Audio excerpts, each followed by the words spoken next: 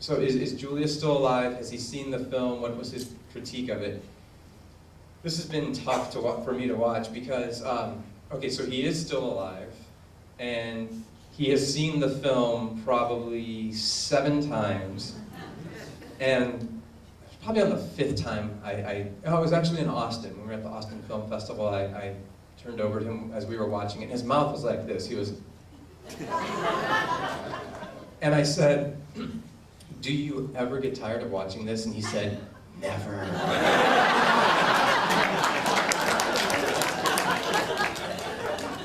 So today it's been really, I went and saw him just at the beginning of, and he does approve of the film.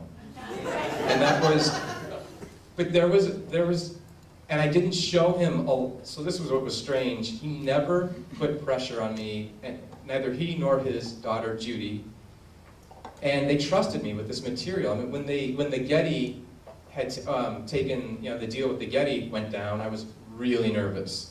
And they had built the film into the deal, that the film could continue. And I have nothing but wonderful things to say about the people at the Getty. It is an amazing institution that you all can take advantage of. You can get on the internet and book a date, and you can go in and actually see the archive.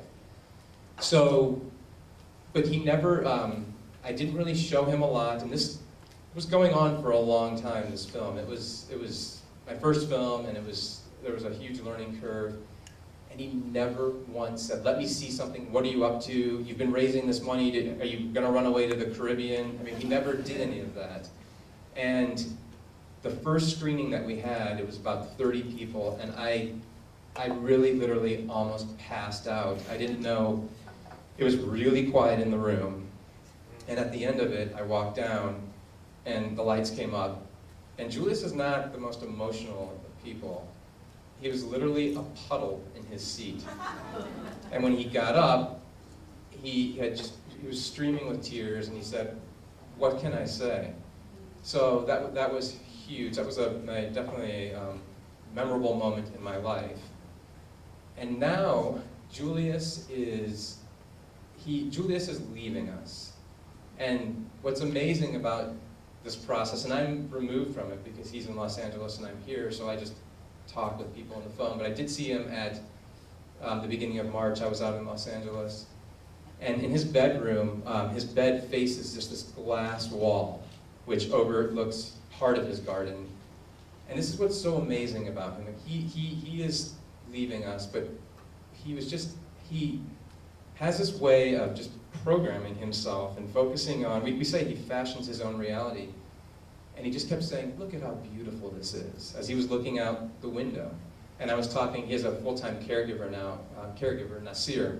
And I called him and I said, so how's it going? And he said, not very good, but you know Julius, everything is wonderful.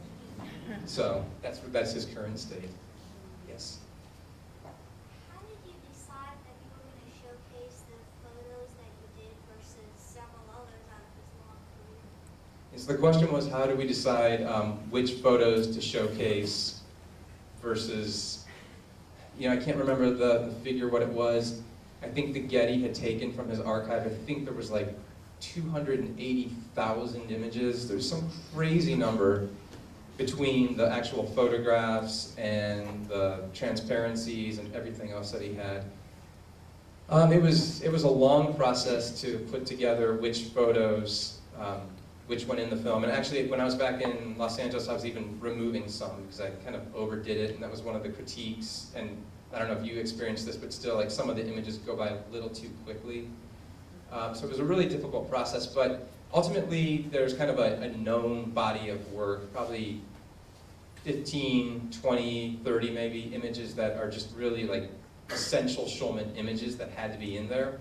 And then the rest of the photographs were either used to support the sequence, the theme that we were talking about, and then there were others just that we thought, oh, we could throw this one in here and change it up.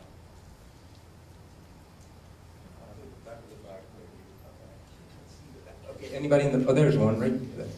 Was there an effort to not delve too deeply into his, say, personal life, his wives, for example, or? Yeah, the question was there an effort not to go too deeply into his personal life? For instance, we don't really talk about it. He had 2 wives. He outlived them both. Yes, and I'll tell you what we were trying. Okay, so I hope you could tell Julius has kind of a rough side to him. And we went a little easy on him at times. And I think, first off, I mean, we're friends, and I wouldn't want to, so there was this whole trust thing, and I didn't want to betray him at all.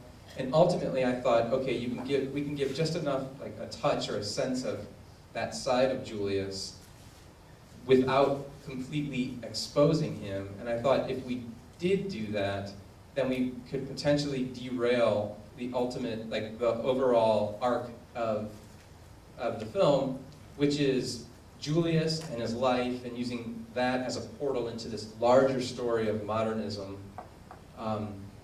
And I just kind of lost my train of thought. But so yeah, so we purposely didn't go too much into his personal life, like out of that. Yes. I just want to thank you for documenting this amazing American artist. So thank you for the rest of this. Thank you.